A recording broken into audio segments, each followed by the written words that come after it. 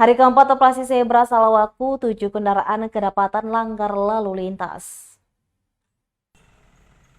Kepolisian Direktorat Lalu Lintas Polda Maluku kembali mengamankan sejumlah kendaraan bermotor, baik roda 4 maupun roda 2 yang kedapatan melanggar aturan berkendara.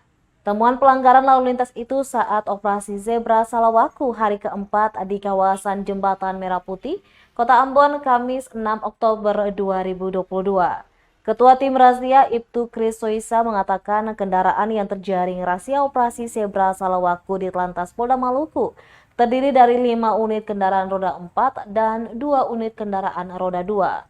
Selain melakukan penindakan langsung melalui pelaksanaan razia, Soisa mengaku pihaknya juga menerapkan ETLE atau sistem tilang elektronik. Soisa pun berharap warga Kota Ambon lebih tertib lalu lintas. Diketahui dalam operasi zebra Salawaku di Telantas Polda Maluku juga melibatkan personel POM Kodam 16 Patimura, Lantamal 9 Ambon, kemudian Provosat Brimob Polda Maluku, Bidang Humas, Bidang Dokes, Bidang TIK, dan Ditintelkam Polda Maluku.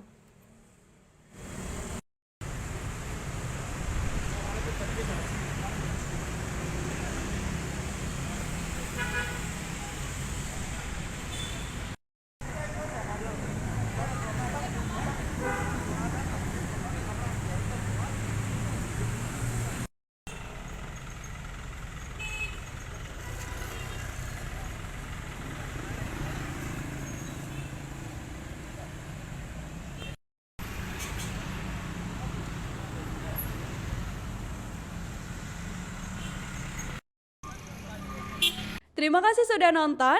Jangan lupa like, subscribe, dan share ya.